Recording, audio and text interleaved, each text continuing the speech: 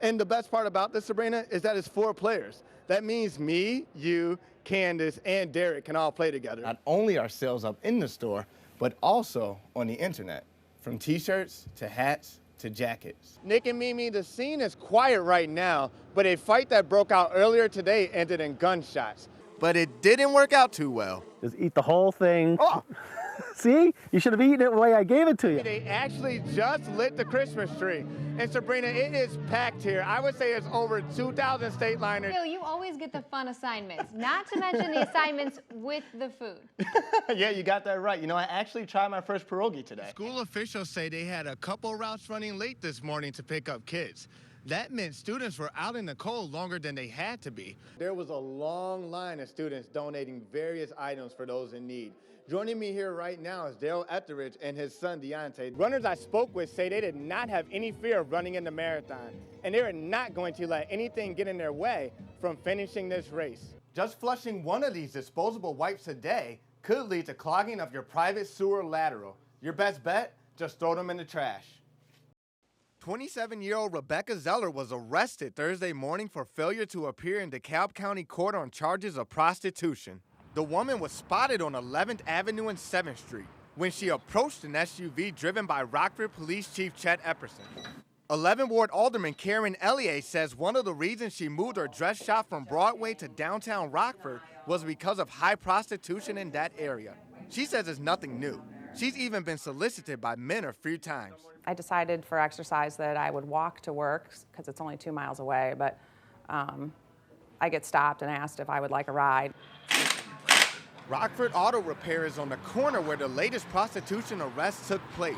Tom Wynn says it's hurting the business. We talked to a few customers who come over here, and we asked them why they don't come over here. And they say because of the area quite high crime, like a prostitution or something like that. Alderman Elliott wants to see more men who solicit prostitutes arrested and a greater police presence. It's hard to keep. We don't have the money to keep a constant bike patrol, foot patrol presence. It doesn't look like a funeral or sound like one, but it is. And they're doing it New Orleans style. All we're missing is gumbo.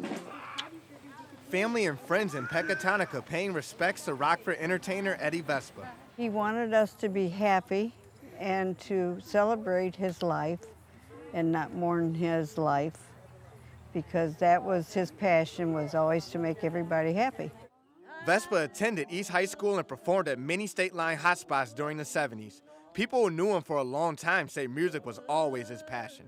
That was his life. I mean, he tried other things, but music was always his life.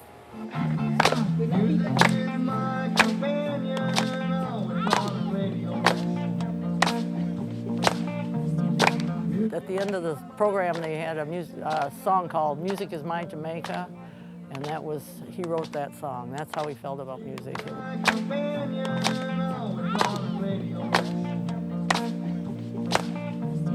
He loved making people happy. He was happiest when he made you happy. Yeah. He was really a family man. And if Eddie was here today, He would have said, let the good times roll. Jeff Barnes keeps a picture of his 2 adopted children as his computer background. She told us that she wanted to give her children to a family that couldn't have children.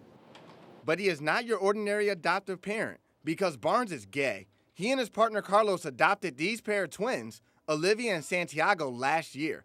Barnes says he was fearful his kids may be teased growing up with 2 fathers. But he says being a parent has been worth it, and he plans on mentoring same-sex couples who want to adopt. By all means, proceed with your adoption.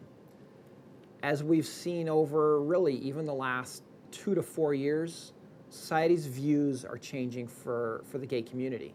Children's Home and Aid is holding a meeting in Loves Park next month for same-sex couples wanting to adopt.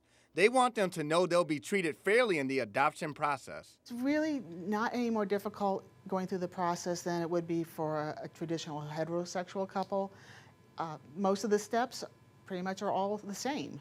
Barnes knows some will object to him adopting children, but says he offers what every loving family does. Loving an individual comes from your heart.